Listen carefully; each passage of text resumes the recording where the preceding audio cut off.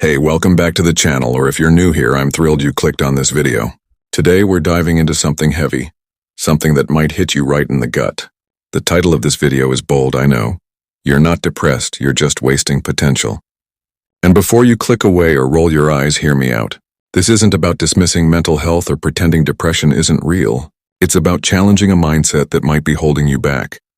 One that disguises itself as something else entirely. So grab a coffee, get comfortable, and let's unpack this together. Let's start with a question. Have you ever felt stuck? Like really stuck? Not just in a rut, but in a place where every day feels like you're wading through quicksand. You wake up, go through the motions, maybe scroll through your phone for hours and then wonder why you feel so empty. You might even call it depression. You might think, this is just how I am now. But what if I told you that what you're feeling isn't always depression? What if it's your potential screaming at you, begging to be let out? That's what this video is about. Recognizing that sometimes what we label as depression is actually the ache of unused potential. Think about it. Potential is like energy. It's this buzzing, vibrant force inside you, waiting to be channeled into something meaningful. When you don't use it, it doesn't just sit there quietly. It festers. It turns into frustration, restlessness, even despair. You start to feel like life is pointless because, in a way, you're not giving your life a point. You're not creating, not building, not moving towards something that lights you up. And that's when the world starts to look gray. That's when you start to think, maybe I'm just broken. But you're not broken, you're just not moving. Now, I'm not saying clinical depression isn't real. It absolutely is, and if you're struggling with it, please seek professional help. Therapy, medication, support systems. Those are vital for many people, and there's no shame in that. But what I'm talking about here is the epidemic of people who feel off, who feel like they're drowning in their own lives, but who might not actually have a diagnosable condition. They're just stuck in a cycle of wasting their potential. And that cycle, it's sneaky. It disguises itself as laziness, as boredom, as, I'll do it tomorrow. But tomorrow never comes, does it? Let's paint a picture. Imagine you're a painter, but you haven't touched a canvas in years. Every day you walk past your easel, your brushes, your vibrant paints, and you feel this pang in your chest. You tell yourself, I'll paint tomorrow, but tomorrow you're too tired, or you're too busy, or you're just not inspired. Over time, that pang turns into something heavier. It's not just about the painting anymore, it's about you. You start to think, why, what's wrong with me? Why can't I just do it? That's what wasting potential feels like. It's not just about the thing you're not doing, it's about the person you're not becoming. So why do we do this? Why do we let our potential sit there gathering dust? One big reason is fear. Fear of failure, fear of judgment, fear of not being good enough. You want to start a business, but what if it flops? You want to write a book, but what if no one reads it? You want to learn a new skill, but what if you're terrible at it? Fear is a liar, but it's a convincing one. It whispers that staying still is safer than taking a risk. And so, we stay still. We choose the comfort of the familiar over the uncertainty of growth. But here's the truth. Staying still doesn't make you happy. It makes you numb. Another reason we waste potential is distraction. We live in a world that's practically engineered to keep us distracted. Social media, streaming services, endless notifications, they're all vying for your attention, and it's so easy to give in. Why work on that project when you can binge a new series? Why chase a dream when you can scroll through someone else's highlight reel? Distraction feels good in the moment, but it's a thief. It steals your time, your focus, and ultimately your potential. Every hour you spend mindlessly scrolling is an hour you could have spent building something that matters to you. And then there's the trap of comparison. You look at someone else, maybe a friend, maybe an influencer, maybe a coworker, and you think, they're so far ahead. What's the point of even trying? Comparison is a dream killer. It makes you feel like your potential isn't enough, like you're already too late. But here's the thing. Everyone's on their own timeline. That person you're comparing yourself to, they're not you. They don't have your unique blend of talents, passions, and experiences. Your potential isn't less than theirs, it's just different, and it's waiting for you to claim it. So how do we break this cycle? How do we stop wasting our potential and start living in a way that feels alive? The first step is to get honest with yourself. Brutally honest. Ask yourself, what am I avoiding? What's the thing I keep putting off? The thing that keeps nagging at me in the back of my mind? Maybe it's a career change, a creative project, a conversation you need to have. Whatever it is, name it, write it down, say it out loud. Acknowledging it is the first step to facing it. Once you've named it, take a tiny step toward it, and I mean tiny. If you want to write a book, don't try to write a whole chapter on day one. Just write one sentence. If you want to get in shape, don't sign up for a marathon. Just go for a 10-minute walk. The point isn't to overhaul your life overnight, it's to build momentum. Small actions compound over time, and they send a signal to your brain that you're capable of change. That's how you start to trust yourself again. Another key is to redefine success. A lot of us waste potential because we're chasing someone else's definition of success. Maybe you think you need a corner office or 1 million followers to feel fulfilled. But what if success for you looks like teaching a class or building a garden or just being present for your family? Get clear on what matters to you, not what the world tells you should matter. When you align your actions with your own values, it's easier to tap into your potential because it feels authentic. Let's talk about discipline for a second. I know it's not a sexy word, but discipline is the bridge between potential and results. You can have all the talent in the world, but without discipline, it's just a spark that never catches fire. Discipline doesn't mean working 12 hours a day or never having fun. It means showing up for yourself even when you don't feel like it. It means choosing progress over perfection. It means saying, I'm going to do this even if it's messy, even if it's hard. That's how you turn potential into something real. Now let's address the elephant in the room. Setbacks. You're going to mess up. You're going to have days where you fall back into old habits, where you choose Netflix over your goals, where you let fear win. That's okay. The difference between people who waste their potential and people who don't isn't that one group never fails. It's that one group keeps going. They treat setbacks as lessons, not as proof they're not good enough. So when you stumble, and you will, don't beat yourself up. Just get back up and take another step. Something else that's crucial is surrounding yourself with the right people. Your environment shapes you more than you realize. If you're constantly around people who complain, who settle, who tell you your dreams are unrealistic, it's going to be hard to tap into your potential.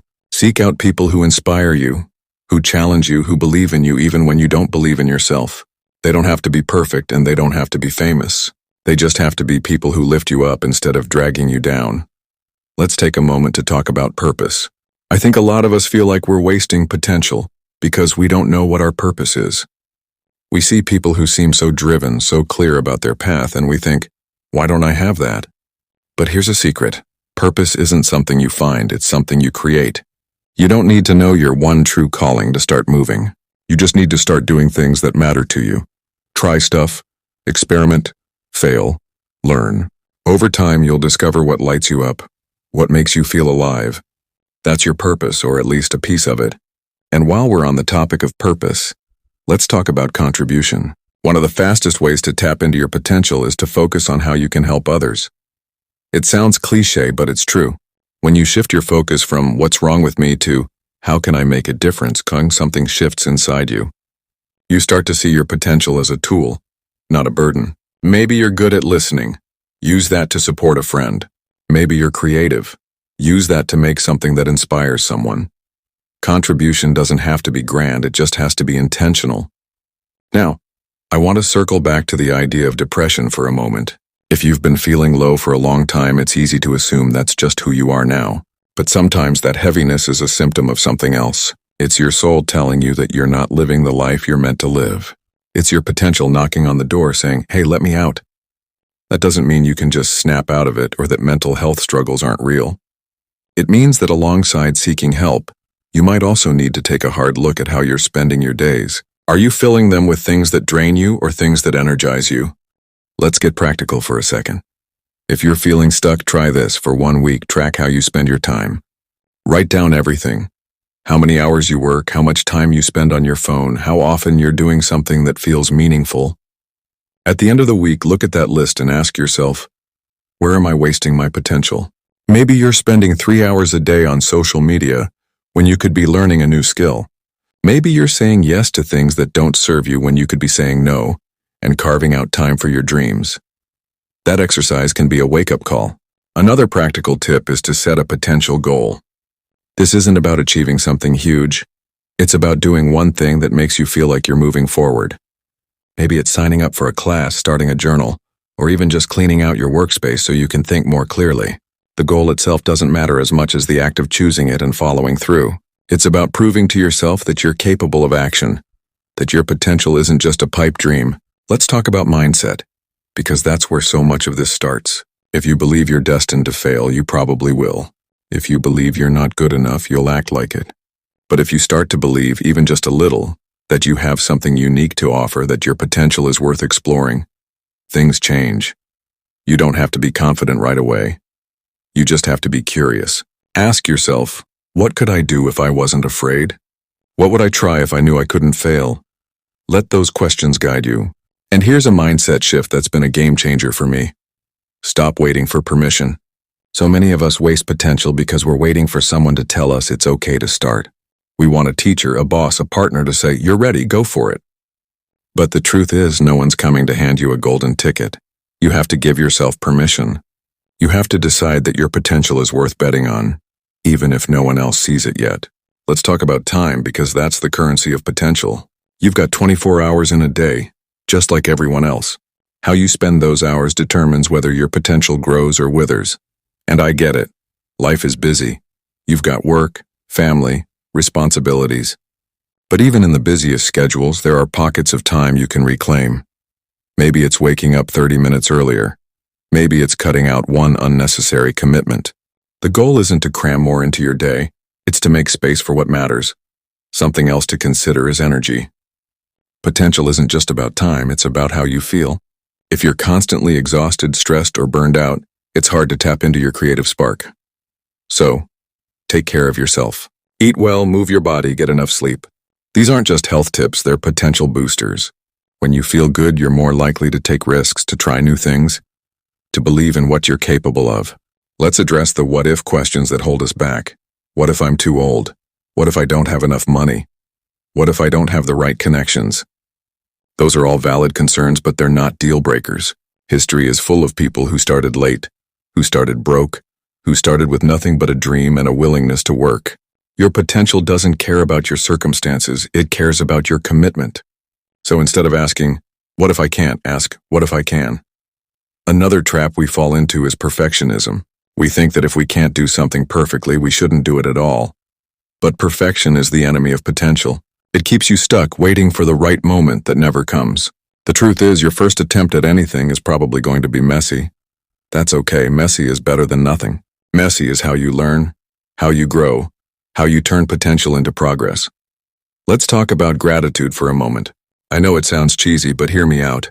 When you're stuck in a cycle of wasting potential, it's easy to focus on what's wrong, your failures, your fears, your flaws. But gratitude flips the script. It reminds you of what you have, what you're capable of, what's possible. Try this. Every day, write down one thing you're grateful for and one thing you did to tap into your potential. It could be as simple as, I'm grateful for my curiosity, and today I read an article about something new. Over time, that practice rewires your brain to see possibility instead of limitation. Now, I want to talk about legacy. Not in a grandiose, change the world way, but in a personal way. What do you want to leave behind?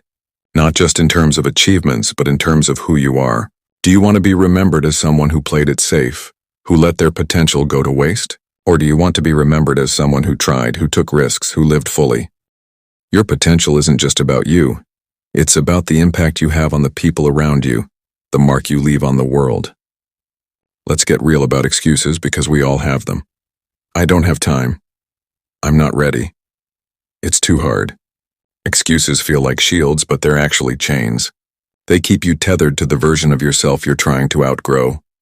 So call them out. When you catch yourself making an excuse, ask, is this true or is this just fear talking?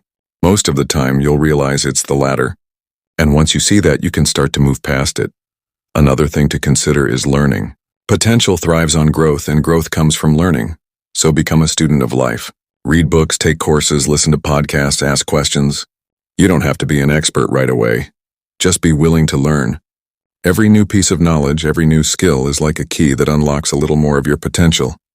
Let's talk about failure again, because it's such a big part of this. Failure isn't the opposite of success, it's part of it. Every time you fail, you learn something, you get stronger, you get closer to where you want to be. The people who tap into their potential aren't the ones who never fail. They're the ones who fail and keep going. So embrace failure. Let it teach you. Let it fuel you. Something else that's important is clarity. If you don't know what you want, it's hard to tap into your potential. So spend some time getting clear. What lights you up? What makes you lose track of time? What would you do if money and time weren't an issue? These questions aren't just fluffy, they're a roadmap. They help you figure out where to direct your energy, where to focus your potential. Let's talk about action again because it's the heart of this whole thing. Potential is nothing without action. It's like a seed that never gets planted. It's full of possibility, but it stays dormant. So take action. Even if it's small, even if it's scary, even if you're not sure it's the right action. The act of doing something, anything, starts to shift the energy inside you. It starts to wake up that potential that's been sleeping. And finally, let's talk about belief. At the end of the day, tapping into your potential comes down to believing you're worth it. Believing that you have something to offer, that your dreams matter, that your life matters. You don't have to believe it 100% right now. You just have to believe it enough to start, enough to take that first step, enough to keep going even when it's hard. So here's my challenge to you. Stop wasting your potential. Stop letting fear, distraction, or comparison hold you back.